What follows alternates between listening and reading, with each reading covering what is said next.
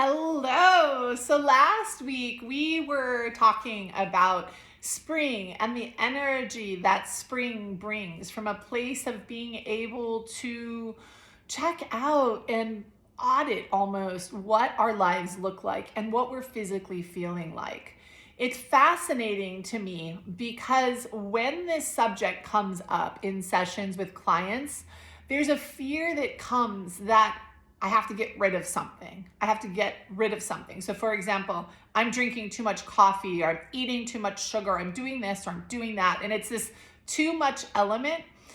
And the focus is on that. I have found over the years of working with people all over the world, if you're wanting to change a habit, the best thing you can possibly do is think about what one positive thing you can commit to adding in to your life or adding into your diet instead of thinking, what do you have to get rid of? The reason this works and the reason this is so important is because we have habits for a reason. We have habits whether they're positive or negative, and they happen for an actual reason.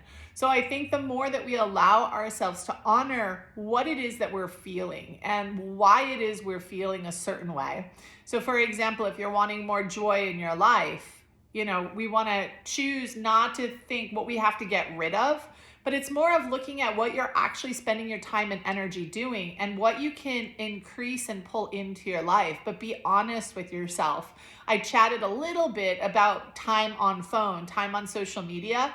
My goodness, that little mechanism that we all hold very close to ourselves, that thing can be a definite game changer when it comes to quality of life, depending on your personal habits around it.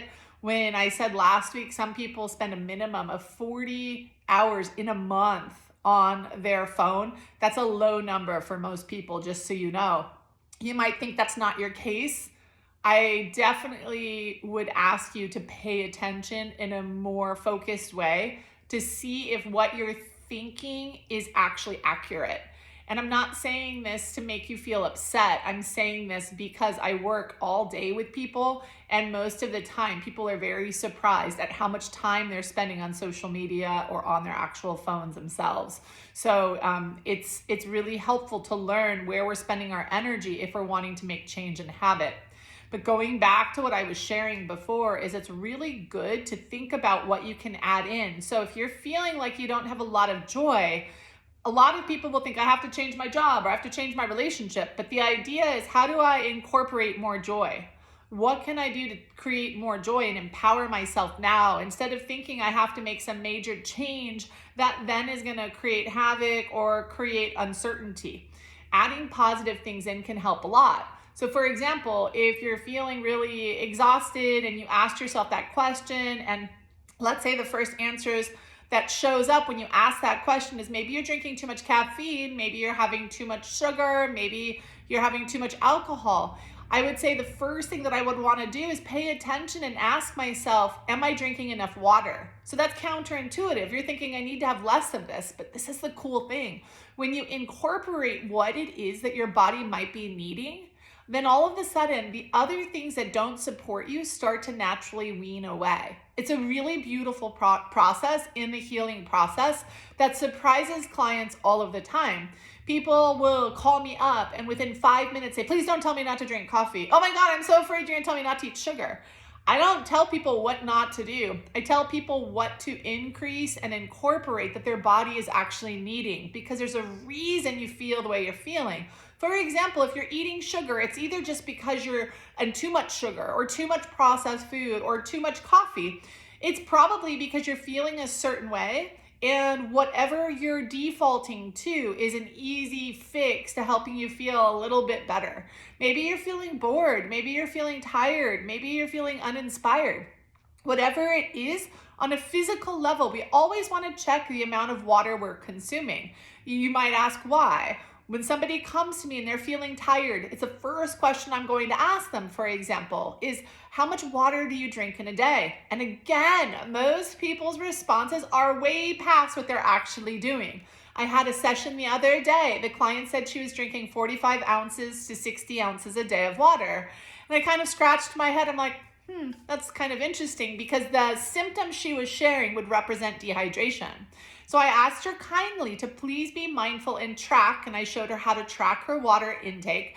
And as she was tracking, she gave me a phone call, left me a message, and said, "Oh my gosh, I've only been drinking like 16 ounces of water a day." Whatever it is in the way our brain mechanism works, it likes to exaggerate things that we think we're doing, when in fact, so much of our day-to-day habits don't have to be as complicated as one would think. So what happens is we're so busy, we just don't stop and settle down. How are your basic habits? So from a point of physical energy, are you drinking enough water? Most people need 64 to up to a gallon a day, but 64 is a good minimal amount. Are you consuming that much water? If not, I highly recommend you just start committing to drinking water. Don't worry about stopping the caffeine, the sugar, this and that. Increase the positive habit. Commit to it. Follow through with your commitment. And you're going to notice that you start to feel different. And you're going to notice that your habits start to shift.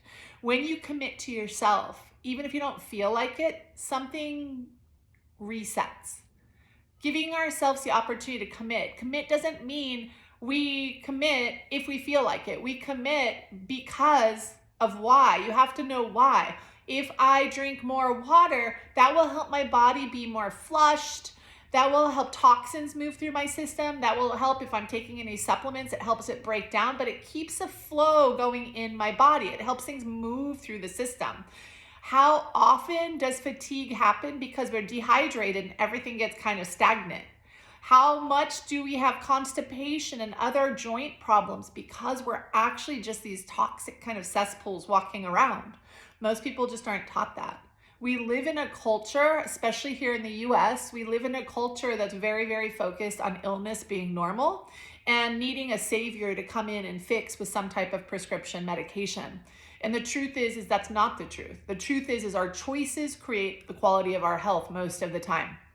For most of the things we deal with, as we change habits, we will start to feel better. We will take better care of ourselves, but it's also learning about that. So be kind to yourself. If you don't know how to take care of yourself, don't judge yourself for that. Start learning how to take care of yourself.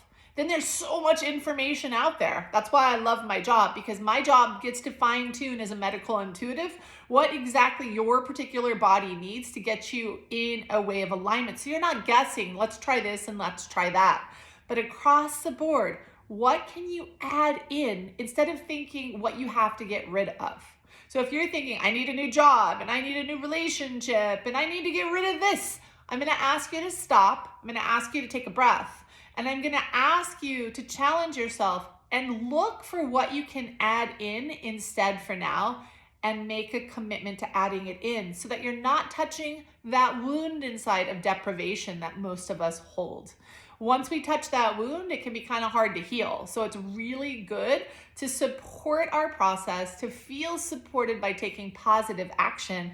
And then by doing that, noticing the physical difference that we start to feel. And you will start to feel physically different with any positive, long-term, consistent change that you make. You deserve to feel better. You deserve to enjoy your life. You deserve to be very, very, very connected with whatever you want to physically, emotionally, and mentally feel. We have not learned that in a really deep, heartfelt way. We have learned other people matter. We have learned there's a way to live your life, and it's in this kind of box. But we're not meant to live in a box. We're very free, creative spirits learning how to create as wonderful and as full and as strong and energized of a life as we possibly can. And we're in this together. If you aren't currently following or subscribed to YouTube with me, definitely push that box that says subscribe so you can get notification when a new message downloads. My job here is to help people understand how powerful they really are, how our choices really do matter, and that is the healing process. Understanding the actions and how they affect you, it's such a beautiful piece of the healing world. And most of us just aren't inundated with that information enough for it to click and make sense. So if you're learning or wanting to learn how to heal your body, wanting to learn how to heal your life, definitely subscribe. Reach out, connect to my email list over on my website, whatever you need, but let's start learning how to make a huge difference in our own world.